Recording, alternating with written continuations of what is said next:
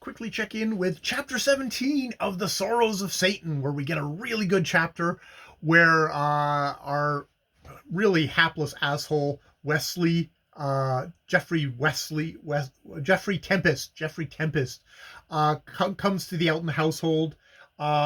Says, "Oh, I had a interaction with Lady Sybil, which should have warned me, but I was too arrogant in my own invulnerability to take it as a warning." And I have to give it to Mary Corelli. She's really written a good character in Jeffrey Tmpst, in that he's fucking clueless, but we should be able to see what's going on that he does not see. But yeah, he comes upon the American woman. God damn it.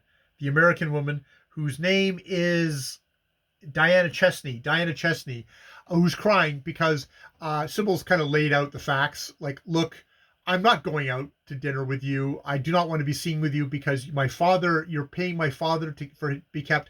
I am not for sale. I am not a part of this transaction. I'm not going to be seen as a paid companion to this American rich person. And besides, and it's like, we're never going to be friends. So fuck off.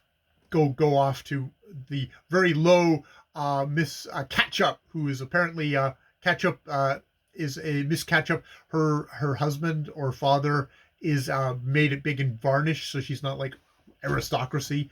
Didn't get stuck on a pike on Bosworth Field, which is, I guess, what the Eltons give their claim of fame to.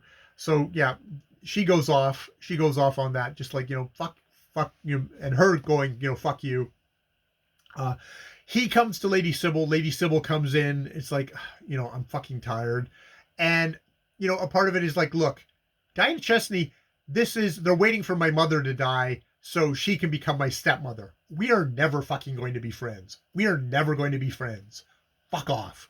And you can kind of like, oh, okay, I can kind of see why maybe she's not like Diana Chesney's best friend, because yeah, Daddy is just basically waiting for his present wife to die off so he can marry a rich American. So yeah, fuck that.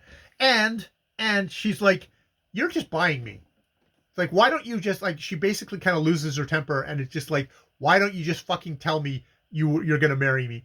Why are you dickering over the price with my father? I would have married somebody else, but no one else was willing to pay as much for me as you're willing to pay for me. They wouldn't meet my father's price. So, why don't you just fucking tell me?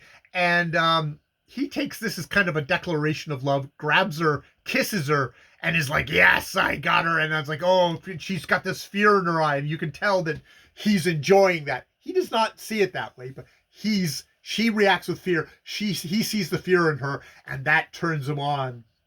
And indeed, afterwards, she's like, what did you really feel then? And he says, like, oh, overwhelming love of all heaven and hell. And she's like, yeah, right, asshole. And then she talks about his book, saying, like, your book, yeah, you kind of have this kind of higher kind of moral kind of thing in your book. But you don't really, I can also tell that you don't really believe that. So you missed what you were reaching for. So there's that little mini book review of Jeffrey Tmpst's book by this, I think, one of the clear-eyed people in this novel. And also saying, like, that's why I like Mavis Clare's books, because if only for an hour, they transport me back to kind of an innocence, a morality, a clearness, a lack of hypocrisy that I feel. And then she makes a point of doing a mini roundup on all the other books, which are basically, she's talking about, they're giving her, they're basically, at any rate, she went on, her eyes darkening with intensity, feeling, you've not polluted your pen with a vileness common to many of the authors of the day. I ask you, do you think a girl can read the books that are now freely published that her silly society friends tell her to read because it is so dreadfully queer? and yet remain unspoiled, spoiled and innocent.